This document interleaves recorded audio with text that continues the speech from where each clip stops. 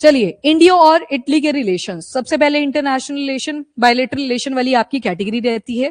Pre oriented statements आ जाती हैं कई बार, जैसे इसमें इमैक का मेंशन करा, तो इमैक के अराउंड आपको घुमा देंगे। ठीक है, अभी इमैक क्या है वो आपने कई बार पढ़ा, पर आज एक बार फिर से आप उसको देखना है। एंड दूसरी चीज, कौन कौन से मेन एरियाज हैं जहां पे इन्होंने कोऑपरेशन करने की बात करी है। अब आई थिंक आपने इतने सारे रिलेशंस पढ़े, जैसे इंडिया और नॉर्डिक नेशंस का आपने समिट देखा। पहले इंडिया और नॉर्डिक के जो समिट थे वो 2 ही हुए थे। कहां कहां पे? 18 का स्टॉकहोम और 22 का कोपेनहेगन, जो कि डेनमार्क में आ गया। और तीसरा इंडिया नॉर्डिक समिट कहां पे हुआ? ऑस्लो। और जो चौथे वाला होगा वो कहां पे फाइनलाइज किया गया, उसका मेंशन कर दिया कि अगला जो समिट होगा हमारा अपकमिंग जो भी, वो फिनलैंड में कंडक्ट करा जाएगा। ठीक है, नॉर्वे में पहली विजिट थी प्राइम मिनिस्टर के एंड से 43 इयर्स के गैप पे, तो हमने उसमें देखा था कि कुछ डिफेंस था, ट्रेड के बारे में बात हुई थी, बायलैटरल रिलेशन की बात हुई थी, टेक्नोलॉजी आ गई। वैसी ही चीजें इंडिया और इटली के रिलेशन में भी निकल के आएंगी। तो पहले नरेंद्र मोदी और जॉर्जिया मेलोनी, इन्होंने wide ranging bilateral talks conduct करी कि इंडिया और इटली के जो रिलेशन है उनको अपग्रेड करना है स्पेशल स्ट्रेटेजिक पार्टनरशिप की तरफ। अब आ गया फिर से वर्ड स्ट्रेटेजिक, क्या क्या चीजें इंक्लूड हो सकती हैं इसमें? सिक्योरिटी आ गई, supply chain very important, minerals का जो फ्लो है उसके ऊपर कंट्रोल रखना, मतलब स्ट्रेटेजिक एस से आ रहा है, सिक्योरिटी वाला सारा डायमेंशन आ गया। अब जब सिक्योरिटी बोल रहे हैं ना, इसके अंदर सिक्योरिटी से रिलेटेड जो भी टेक्नोलॉजी है वो भी इसी में कवर हो रही है। देन दूसरा हमने बोला सप्लाई, सप्लाई में बड़ी सारी चीजें आ जाती है, मिनरल्स आ गए, मिनरल का सप्लाई चेन आज के टाइम पे वेपन की तरह उसे ट्रीट किया जाता है, तो वो भी इसमें इंक्लूड हो जाएगा। नाउ क्या क्या चीजें हैं तो वो देख लो। अब first of all defence industrial road map यहाँ पे डिजाइन करा गया, बड़ी सारी चीजें हैं, हेलीकॉप्टर्स वगैरह आ गए, कुछ स्पेयर पार्ट्स आ गए, उनके ऊपर कॉन्वर्सेशन हुई। देन बायलैटरल ट्रेड 2029 तक 20 यूरो बिलियंस तक पहुंचाना है, तो ये टारगेट रखा दोनों ने बायलैटरल। और जो जियोपॉलिटिकल चैलेंजेस आज के टाइम पे चल रहे हैं उनके ऊपर भी फोकस करा। कौन से वाले आएंगे तो वही हैं, गाजा का आ गया, गाजा इसराइल का आ गया, रशिया यूक्रेन का आ गया, वेस्ट एशिया में जो चल रहा है। तो इन्होंने भी बोला कि जो स्ट्रेट ऑफ हॉर्मुज वाला रास्ता है वो ओपन होना चाहिए, ताकि जो शिप्स वहां पे फंसे हुए हैं वो भी वहां से निकले, और जो इकोनॉमी है वो दोबारा से बैलेंस आउट करे, वो जो प्राइस फ्लक्चुएट कर रहे हैं वैसी प्रॉब्लम्स ना हो। तो इन्होंने भी उस चीज को सपोर्ट करा, तो मतलब डिप्लोमेसी शो करी। एंड ये जो मेलोडी वाला आते हैं, तो हमारी खुद की जनता ने ये मेलोडी बनाई, मोदी और मेलोनी जी का नाम जोड़ दिया और बोला मेलोडी मेलोडी। ये सॉफ्ट डिप्लोमेसी का पार्ट होता है। आप इंटरनेशनल रिलेशन जब भी लेते हो तो ये सॉफ्ट, जैसे चाइना का पांडा डिप्लोमेसी है, पांडास का यूज करते हैं ना वो सॉफ्ट डिप्लोमेसी की फॉर्म में, वैसे ही इन्होंने ये चॉकलेट उठाई क्योंकि खुद की जनता बोल रही थी, तो ये सॉफ्ट डिप्लोमेसी का एक साइन होता है। इसको आप लिख भी सकते हो कि ऐसे मेलोडी वाला, तो सॉफ्ट डिप्लोमेसी, जैसे चाइना की पांडा डिप्लोमेसी है, ये सॉफ्ट डिप्लोमेसी में काउंट करे जाते हैं। यस, हाँ, चाइना का पांडा डिप्लोमेसी वो देते हैं कि आप अपने जू में रख लो थोड़े टाइम पीरियड के लिए, बाद में अगर वहां पे नहीं बनी बात तो वापस भी भेजना है, तो उसमें जू में अट्रैक्शन हो जाती है। जो अब ऐसा थोड़ी मेलोडी मिलती होगी, मिलती तो है पर खुद लेके गए, वो इंपॉर्टेंट शो करता है। और सॉफ्ट डिप्लोमेसी मतलब हमारी जो पब्लिक है वो सपोर्ट तो कर रही थी, तो जब लेके गए और वायरल हो गए। ठीक है, तो इस तरह से। और एक कैरिस्मेटिक वो जो चीजें होती हैं किसी भी लीडर को लेके, वो भी यहाँ पे शो होती हैं, मतलब वही चलेगा जो दिखेगा, बोलते हैं ना इसे, क्या स्टेटमेंट है वो, जो दिखता है वही बिकता है, क्यूट है जो भी है, एनीवेज, पर यहाँ पे ये सॉफ्ट डिप्लोमेसी को ही शो कर रहा है। ठीक है, नेक्स्ट इज वेस्ट एशिया के कॉन्फ्लिक्ट। नाउ वेस्ट एशिया के कॉन्फ्लिक्ट के बारे में तो डिस्कशन करी ही, इसको छोड़ दो आप। इसके अलावा इंडिया और इटली के जो रिलेशनशिप है वो विन विन पार्टनरशिप की तरह एक्ट करेंगे। कैसे? तो सबसे पहले तो जो इटली में देखा, यूनाइटेड नेशन के जो डायरेक्टर हैं, क्यू करके इनका नाम है, पूरा नाम याद रखने की जरूरत नहीं है वैसे भी, तो फूड एंड एग्रीकल्चर ऑर्गेनाइजेशन, ये यहाँ पे मेडल भी देते हैं प्राइम मिनिस्टर मोदी को, that is food and agriculture organisation का एग्रीकोला मेडल। ठीक है, क्यों दिया? तो ऑब्वियस सी बात है, फूड के फील्ड में कुछ ना कुछ इन्होंने काम करे होंगे, तो बोला गया ये जो अवार्ड है ये तभी दिया जाता है जब आपने कुछ कंट्रीब्यूशन करी होती है फूड सिक्योरिटी में सस्टेनेबल एग्रीकल्चर और रूरल डेवलपमेंट कहीं ना कहीं एग्रीकल्चर के साथ भी आप एसोसिएट कर सकते हो। ठीक है, तो इसी वजह से यहाँ पे एक मेडल भी दिया गया, दैट इज एग्रीकोला मेडल। ये फूड एंड एग्रीकल्चर ऑर्गेनाइजेशन और यूनाइटेड नेशन के ये डायरेक्टर हैं, इन्होंने ही ये medal prime minister of India को दिया। इसके अलावा इटली को मैप पे देखोगे तो एक इंपॉर्टेंट वाटर बॉडी आ जाती है मेडिटेरेनियन सी, और इसी के ऊपर ये इटालियन शू शेप जो कंट्री है वो आपको दिखाई देगी, दैट इज इटली, ये वाला इटली। अब इटली की कैपिटल रोम आ गई, और यहाँ पे सिसिली आइलैंड है छोटा सा, ये भी इटली का ही है, और इसके ऊपर आप देखोगे सार्दिनिया आ गया, ये भी इटली का है। यहाँ पे कॉर्सिका भी दिखेगा, ये कॉर्सिका फ्रांस का पार्ट है, और यूपीएससी ने ये मैच द फॉलोइंग में सार्दिनिया भी पूछ लिया है, कॉर्सिका भी पूछ लिया है, तो आपको इन आइलैंड्स का पता होना चाहिए। बाकी मेडिटेरेनियन सी के आसपास कौन कौन सी कंट्री है वो लास्ट में देखते हैं मैप के ऊपर।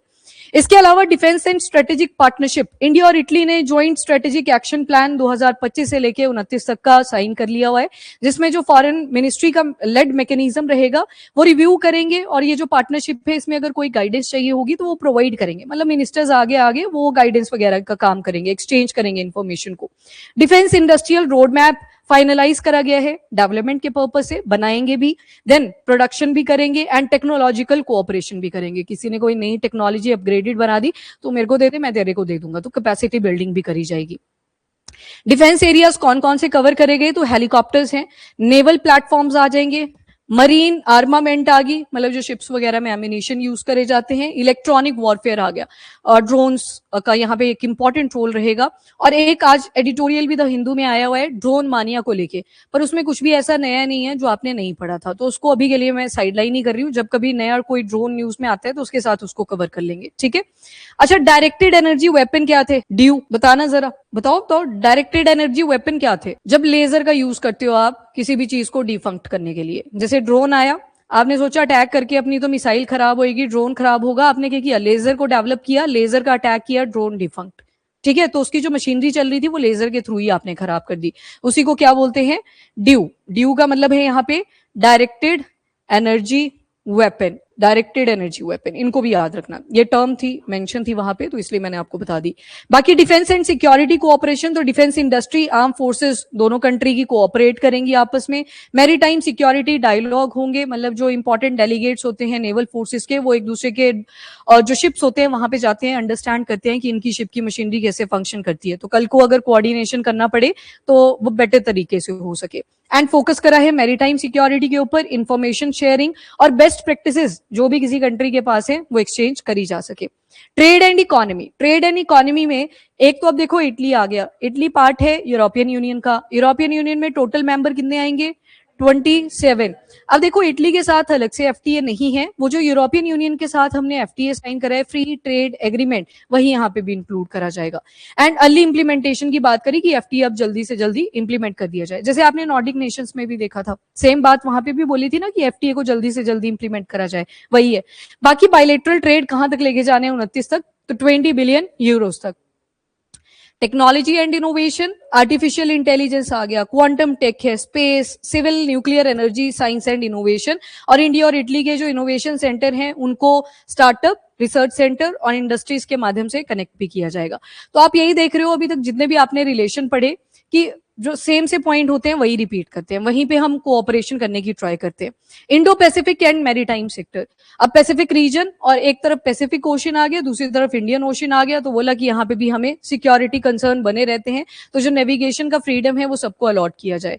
और उसके अलावा कोऑपरेशन शिपिंग, पोर्ट को मॉडर्नाइज करना है, लॉजिस्टिक चीजों को यहां से वहां कैरी करना, एंड ब्लू इकोनॉमी, जो भी पैसा पानी से जनरेट करा जा सकता है, वो फिशिंग आ सकती है, आपके मिनरल्स की एक्सट्रैक्शन आ सकती है, जिस भी पर्पस से पैसा वहां से इमर्ज करा गया वो सारा किसमें इंक्लूड होगा, ब्लू इकोनॉमी के अंदर। ग्लोबल इश्यूज, टेररिज्म और स्ट्रेटेजिक कनेक्टिविटी, इनके ऊपर भी बात करी। दोनों ही बोलते हैं कि हम टेररिज्म को बिल्कुल भी सपोर्ट नहीं करेंगे, और टेररिज्म में भी जो फंडिंग करी जाती है वो कंट्रोल करना सबसे ज्यादा जरूरी है। और इंडिया और इटली दोनों ने ही प्लेज करा कि हम कोऑपरेशन करेंगे अगेंस्ट द टेररिस्ट, और जो भी ग्रुप्स इन्होंने बना रखे हैं, स्पेशली जो United nation security council 1267 sanction regime के अंदर मेंशन है। अब इसी में एक टर्म आपने और ध्यान रखनी है, which is financial action task force. इसमें कंट्रीज को देखा जाता है कि यहाँ पे टेररिज्म कितना है, उसके बेसिस पे दो लिस्ट आपको मिलेंगी एफएटीएफ के अंदर, एक है ग्रे लिस्ट और दूसरी ब्लैक लिस्ट। याद रखना ये जो ब्लैक लिस्ट है इसमें सिर्फ 3 कंट्रीज हैं, बाकी ग्रे के अंदर अफ्रीकन यूनियन से बहुत सारी कंट्रीज हैं। बताओ जरा ब्लैक लिस्ट के अंदर, नॉर्थ कोरिया नहीं, म्यांमार, हाँ ठीक है ठीक है ठीक है, और एक कंट्री बची, नहीं, ईरान को बोला था। ठीक, पक्का ईरान था। हाँ, ब्लैक लिस्ट के अंदर, हाँ ईरान ही था। यस, ये 3 कंट्रीज हैं जो फाइनेंशियल एक्शन टास्क फोर्स के अंदर ब्लैक लिस्ट में रखी हैं। मतलब यहाँ पे टेररिज्म बोल दिया कि बहुत ज्यादा, ईरान ही था, 3 कंट्रीज थी। इसके अलावा आती है ग्रे लिस्ट। ग्रे लिस्ट भरी पड़ी है, बहुत सारी कंट्रीज इसमें इंक्लूडेड है। ग्रे लिस्ट में जब भी कोई कंट्री रखी गई तो उसको बताया जा रहा है कि हम आपको वार्निंग दे रहे हैं, अदरवाइज वार्निंग के बाद आपको कहाँ रखा जा सकता है, ब्लैक लिस्ट के अंदर। तो पाकिस्तान पहले ब्लैक लिस्ट में गया था एक बारी, फिर उसको दोबारा से कहां पे डाल दिया था, ग्रे लिस्ट में, कि ये सुधर रहे हैं। यही चीज यहाँ पे एफएटीएफ ने बोली थी। बट एनीवेज, इसके अलावा कनेक्टिविटी के ऊपर फोकस करा, जो कि आ जाता है आपका India middle east European economic corridor. अब इमैक की जब आपने नॉर्डिक नेशन विजिट करी तो उस टाइम पे भी इमैक की इंपॉर्टेंस को देखा। ये चलता है फ्रॉम इंडिया, देन आप अरब पेनिनसुला के ऊपर पहुंचते हो, मिडिल ईस्ट से पहुंच जाते हो ग्रीस। अब ग्रीस के थोड़ा सा आगे जाओगे, यहाँ क्रोएशिया में भी तो बोला था प्राइम मिनिस्टर ने कि हम क्रोएशिया तक इसको एक्सटेंड करेंगे, और क्रोएशिया और उसके बाद यहाँ पे आप देखोगे इटली आ जाएगा। तो बोला गया कि जो इमैक है वो मेडिटेरेनियन सी की कनेक्टिविटी इंडियन ओशन के साथ या अरेबियन सी के साथ अगर करनी है तो उसके लिए इमैक एक इंपॉर्टेंट रोल प्ले करेगा। तो इंडिया आ गया, मिडिल ईस्ट आ गया, यूरोपियन आ गया, और इकोनॉमिक कॉरिडोर बन गया। इकोनॉमिक मतलब ट्रेड करेंगे तो पैसा जनरेट होगा, तो नाम पड़ गया India middle east European economic corridor. अब ये मैक की इंपॉर्टेंस, इसी के साथ बात करी गई अबाउट मोबिलिटी को लेके। जैसे मोबिलिटी एंड माइग्रेशन आपने नीदरलैंड के केस में भी पढ़ा था, वैसे ही यहाँ पे भी, कि जो स्टूडेंट हैं, रिसर्चर्स हैं, स्किल्ड वर्कर्स हैं, स्पेशली जो साइंस, टेक्नोलॉजी, इंजीनियरिंग और मैथमेटिक्स के फील्ड से बिलोंग करते हैं, उनकी मोबिलिटी को टू इटली ईज कर दिया जाए। और इसके अलावा इटली से भी आते हैं, पर वो थोड़े से टाइम पीरियड के लिए आते हैं, जैसे कोई गेस्ट लेक्चर कंडक्ट करवा दिया, क्योंकि ऑब्वियस बात है वो ज्यादा डेवलप कंट्री है, इंडिया भी डेवलपिंग स्टेज में है, तो वो क्यों ही आएंगे यहाँ पे काम करने के लिए। और बाकी एम्बेसी और जो आपका काउंसिल है उसकी बात नहीं मैंने यहाँ पे करी। यहाँ पे स्टेम के हिसाब से साइंस, टेक, इंजीनियरिंग और मैथमेटिक्स के पॉइंट ऑफ व्यू से हमने देखा। एंड नर्सेस, जो मोबिलिटी है इंडियन नर्सेस की, पहले इजराइल में आपने सुना होगा, केरला वगैरह की साइड से काफी सारे जो नर्सिस हैं वो जाती हैं वहां पे, नर्सिस की काफी वैल्यू है। एल्डरली जब स्टेज आती है तो वहां पे जो यूथ होता है वो बोलता है कि नर्सिस रख लेते हैं। तो इंडिया से नर्सिस की माइग्रेशन इजराइल में भी ठीक ठाक होती थी, पर देन ये कॉन्फ्लिक्ट शुरू हो जाता है गाजा और इजराइल का। उसके बाद डिफरेंट कंट्रीज को देखा जा रहा है कि ये नर्सिस को और कहाँ पे भेजा जा सकता है, जिसमें अरब कंट्रीज भी आती हैं। देन उसके बाद इंडियन नर्सिस को बोला भेजेंगे टू इटली, तो इटली के लिए भी यहाँ पे एक सजेशन ऐड करा गया है। देन स्पेस टेक्नोलॉजी के फील्ड में दोनों ने कोऑपरेट करने की बात करी है, जैसे इंडिया का आ जाएगा इसरो और इटली का आ जाएगा इटालियन स्पेस एजेंसी। तो स्पेस सेक्टर में भी कोऑपरेट करना है। Then stronger commercial space collaboration का भी फोकस करा। ऊपर गवर्नमेंट एजेंसीज आ गई, कमर्शियल का मतलब है जो प्राइवेट कंपनीज हैं आज के टाइम पे स्पेस टेक में इमर्ज कर रही हैं, उनको भी इंक्लूड करना है।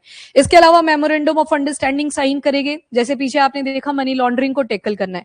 तो जो इंडिया का डायरेक्टरेट ऑफ एनफोर्समेंट है, जितने भी फाइनेंशियल क्राइम वगैरह होते हैं उनको इन्वेस्टिगेट करने के लिए जो डायरेक्टरेट ऑफ एनफोर्समेंट है वही इन्वॉल्व रहता है। वैसे इटली का गार्डिया डी फिनांजा ये इसमें इन्वॉल्व रहते हैं। तो ये दोनों की ही लॉ एनफोर्समेंट एजेंसीज हैं, फाइनेंशियल क्राइम्स को टैकल करने के लिए डील करती हैं। तो दोनों के बीच में मेमोरेंडम ऑफ अंडरस्टैंडिंग साइन करवा दिया। कल को कोई केस आ जाता है जहां पे इंडिया या इटालियन इन्वॉल्व थे तो ये दोनों एजेंसीज इन्वॉल्व रहेंगी। बाकी दोनों ही लीडर्स ने बोला कि जो एक्सचेंज है और प्रोटेक्शन है हमारी क्लासिफाइड इंफॉर्मेशन का, उसके ऊपर हम एग्रीमेंट साइन करेंगे। तो मतलब ये सारे मोटे मोटे एग्रीमेंट्स हैं जो इंडिया और इटली के बीच में साइन हुए। अब आते हैं थोड़ा सा ज्योग्राफिकली, इसको आपको देखना पड़ेगा। सबसे पहले तो आपने देखा कि मेडिटेरेनियन सी के साथ इटली का बॉर्डर लगता है, और साथ ही यहाँ पे क्या देख रहे हो आप, एड्रियाटिक सी भी आता है जो इटली के साथ अटैच्ड है। अब आती हैं जो लैंड बॉर्डरिंग कंट्रीज इटली के साथ हैं, तो ऊपर की तरफ ही अटैच करेंगी, यहाँ तो पूरा वाटर में ही ये मर्ज्ड है।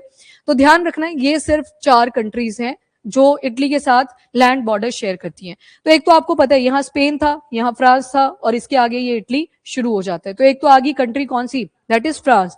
अब फ्रांस का बॉर्डर ऊपर लगता है स्विट्जरलैंड के साथ, तो इसका बॉर्डर इटली के साथ भी अटैच है। देन उसके बाद आगे स्विट्जरलैंड के आगे है ऑस्ट्रिया, तो ऑस्ट्रिया का बॉर्डर इटली के साथ भी लगता है। और एक कंट्री आएगी दैट इज स्लोवेनिया, तो स्लोवेनिया के साथ भी बॉर्डर लगेगा इटली का। वाटर बॉडीज कौन कौन सी आती हैं, तो एक आ गई एड्रियाटिक सी, ये वाला जो, अच्छा ये जो सीज है ना ये मेडिटेरेनियन सी की ही ऑफशूट्स मानी जाती है। तो सवाल हो सकता है आपसे सी बेस्ड पूछा जाए, या फिर हो सकता है मेडिटेरेनियन सी के साथ कौन सी बॉर्डरिंग कंट्रीज है वैसे भी पूछ सकते हैं।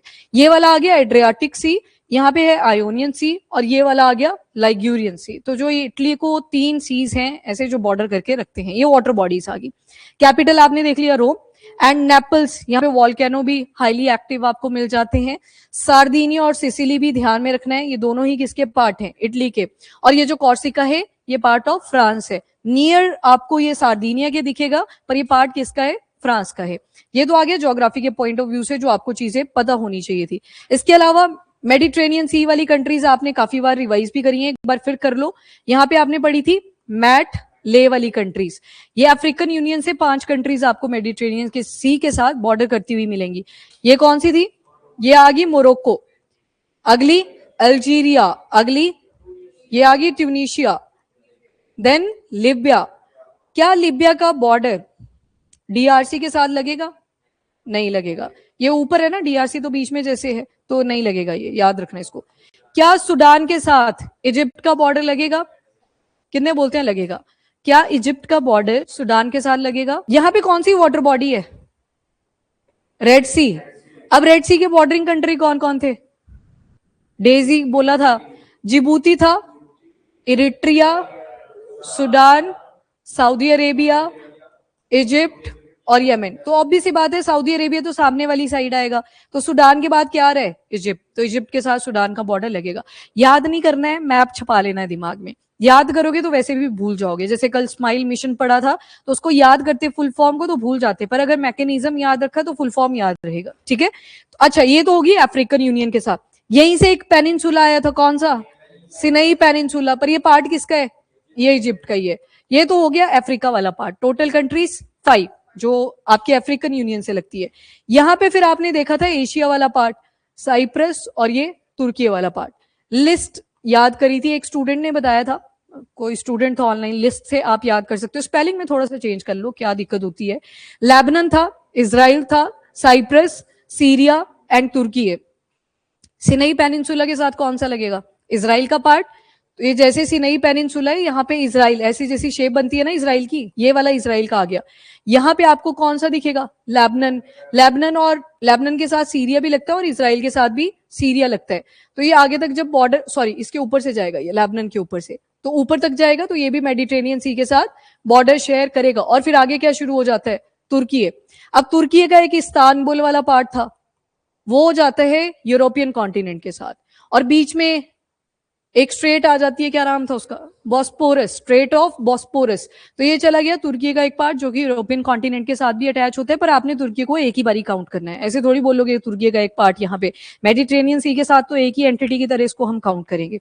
ये आ गई आपकी 5 कंट्रीज फ्रॉम एशियन पार्ट। अब बाकी यूरोपियन कंट्रीज बचती हैं, उसमें कौन कौन सी थी, ये अफ्रीकन यूनियन था सबसे पहले, यहाँ पे स्ट्रेट ऑफ जिब्राल्टर, और ऊपर कौन सा देखते हो आप फिर कंट्री, स्पेन। देखो पोर्तुगल थोड़ा सा आगे है, मेडिटेरेनियन सी के आगे आगे चला जाता है, तो उसको हम काउंट नहीं करते हैं।